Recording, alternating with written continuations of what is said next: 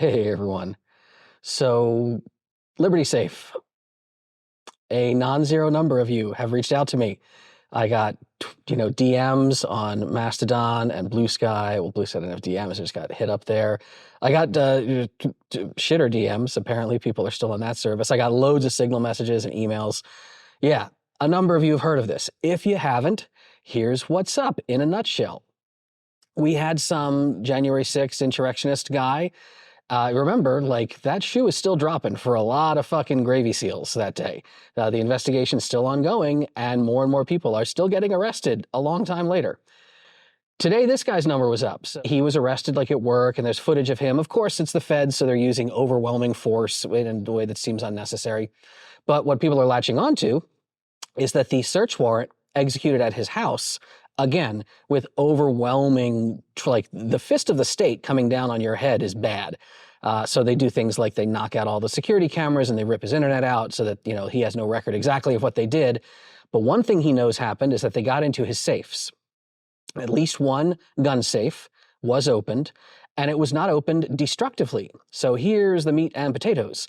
It was the Liberty Safe brand gun safe. You've heard of this brand before. I've mentioned Liberty Safe as a well-constructed safe in previous lectures, my lecture about gun storage that loads of you have seen. Liberty Safe received we won't call it a subpoena, because as far as everything I read, it is not a subpoena. They received a request, they have called it, from the FBI back on August 30th, which is, probably a day or two before the search warrant was going to be executed. And they said, hey, we have reason to believe this guy has a Liberty brand safe. How they knew that, I don't know. Maybe they were already in the house. Maybe they weren't. But Liberty, now this is not speculation at this point. Liberty has gotten dragged through the mud on social media, and they have responded thinking that this was a good idea. Liberty says, yes, here's what happened. The feds came to us, and because they said they had a warrant for one of our customers, we opted to provide the code, is what they say, to this safe. That's weird. And a lot of people out there, rightly so, who say, I own Liberty, or I thought of buying one, or my uncle's got a Liberty safe. A lot of people want to know what's going on. So without engaging in too much speculation, what do I think is going on? And if you're a gun owner or a Liberty safe owner with your guns in that safe, what do you need to know is going on? First and foremost, this is not a mechanical safe. You can get mechanical safes from Liberty. You can get a mechanical safe dial. Most manufacturers still allow you to purchase safes with a mechanical dial. And it's what I always recommend. I prefer mechanical locks. I like them. There's just less shit can go wrong. And there's no possibility, meaningfully, for any kind of backdoor or chicanery. Electronic locks, however, are what the market seems to want nowadays. If you go into your local Cabela's or whatever and you look at safes, you'll see loads of electronic locks on these safes. And that was the case in this instance. So the feds said, hey, there's a Liberty safe. This is it right here. Hey, Liberty, we want to open it. And it seems to have shocked a lot of the public that Liberty can just say, well, let me take a look in the file under D for Dingus. Hey, we pulled out his paperwork. Here's the code.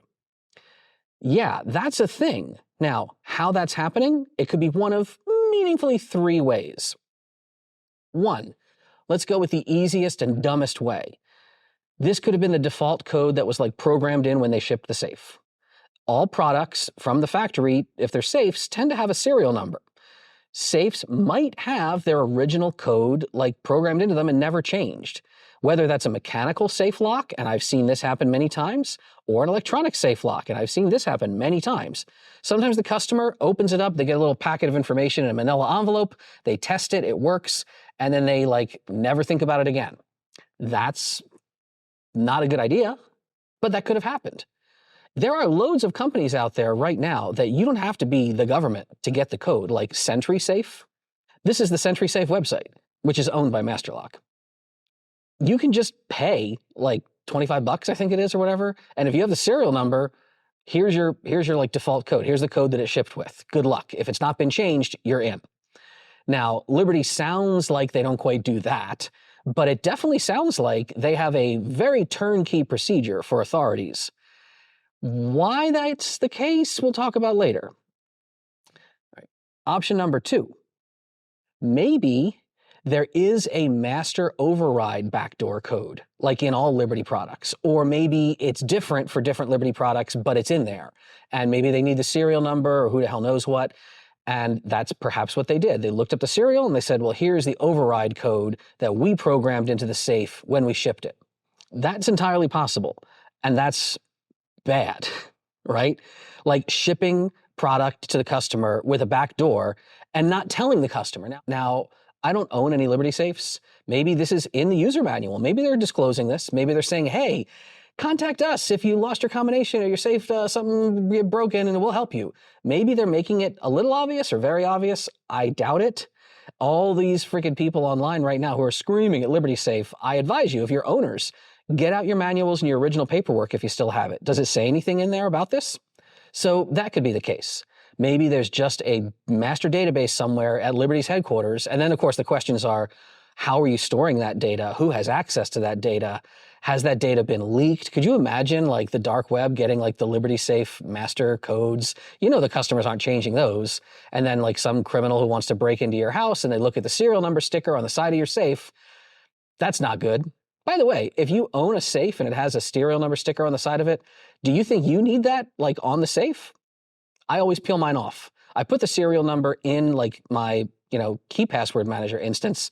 So if I need it, I have it, but it doesn't belong on the outside of my safe. The only thing that needs a serial number on the outside of it is possibly a GSA container. But even then, as a GSA certified safe technician, I can tell you it doesn't violate the integrity of the container if you take that number off. The only label that you need on the outside of a GSA government container is the GSA sticker. You don't need the weight label. You don't need the serial number. Your safe at home doesn't need a serial number on the outside of it, I'll tell you that. What's the third possible option, however, for how they might have gotten in? Now, there could be some obfuscation here. There might have been, and it doesn't sound like this, at least according to Liberty's statements, there could have been the use of a special tool. So remember, it's not like Liberty makes the locks that they put on their safes. They are in the business of open hearth steel and welded construction. They're not making circuit boards, right? They're not making mechanical wheel packs.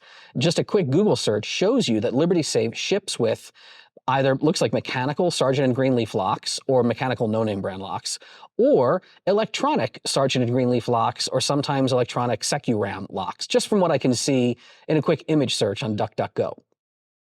So it's not like Liberty's making those products. These are products that have some backdoors. Not, we wouldn't call them backdoors intentionally. They have some flaws. If you're not familiar with what's called the little black box, again, safe technician, like I definitely have seen and used, like I know Dan, I know the guy who made the little black box. Like I have seen this in action. It's a very impressive product. How does it work? We're not going to get way into this. It has to do with why I don't like electronic locks on safes, however, in the consumer world. In a nutshell, when a safe wakes up, because it's not just always on power, your battery would die in a few days if it was always turned on. The safe wakes up when you approach it as a user, and it needs to then take your PIN input and do something with it. What is it doing? Well, it's comparing it to a known good value. Where's that known good value? Well, it's saved in non-volatile memory. It's saved on a flash memory. So typically, a lot of these products, what do? They wake up, they read memory from external flash, they hold that memory in like a bucket, obviously, in the chip, and then they compare, they do some mathematical operations.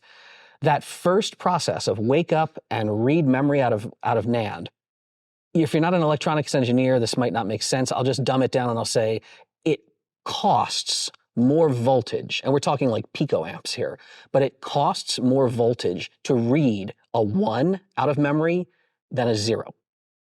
Now, all the EEs in the comments are going to slay me and say I'm oversimplifying. I am. But because most of these products have external power, like if the battery dies, that's how how do you fix it? Well, the battery's on the front of the safe. It's in the dial. It's in the front keypad. You can connect your own custom power supply to the safe lock. And that is what the little black box is, really. It's a highly sensitive power supply that will monitor its own power draw. Like this is called differential power analysis. That is what the little black box does. It's not unique to electronic safes. This is a known attack method and a known hardware analysis method that hackers and engineers have used for a long time. So there's always a possibility that the feds used a little black box. The Sargent and Greenleaf, the 1620E, I think is that their electronic safe lock that they shipped for ages? No, the 6120E. So that is like, that was known vulnerable. It was one of the ones we've used in our safe classes at RTA as a demo on our workbench, showing how this attack works. They've fixed that in later versions. Sargent and Greenleaf has allegedly fixed this problem, as has like Lagarde. The 33E used to be vulnerable. I think they've allegedly fixed that. SecuRAM, I'm 90% sure some of those, and the Rotobolt, the Italo Rotobolt, like again, like NL, all these safe lock vendors had vulnerabilities in the past. That's why the little black box exists, and it keeps getting updates. But maybe that's what happened. I'm giving that low odds. If that's what happened, again, like Liberty would have no reason to hide that information. They would just say, yeah, the feds used a tool. Wasn't on us. So I'm leaning on door number 1 or 2. They either like gave them the default code and this guy never changed it, or they at the factory program in, without telling the user possibly, 1 or more default codes that are like in the safe lock. Now, does that mean you could clear them out? Maybe. I don't know enough about like how deep in the memory they mess around. Maybe there's like, it's running a custom firmware for them. And if so, is like S&G or SecuRAM, are they colluding with, we call it colluding, are they cooperating with Liberty and making like a firmware version that has a default code that the user can't erase? I don't know. But any of you out there that have an electronic lock, especially on a Liberty Safe product, I'd love to hear from you. I'd love to know. Here's a real interesting offer. If you live anywhere near where I am or work, so if you're up in Cascadia, if you're in Vegas, I'm in Vegas right now, obviously, I'm at Red Team Alliance. If you're in the DC area, where I am a lot in Virginia, I would almost be willing to do a swap out for you of if you have an electronic lock on your Liberty Safe and you don't want it there, if you want to purchase a mechanical lock, like even just a Sargent and Greenleaf, like, I don't know, 6700 series or something, they all use the same Magic Module footprint.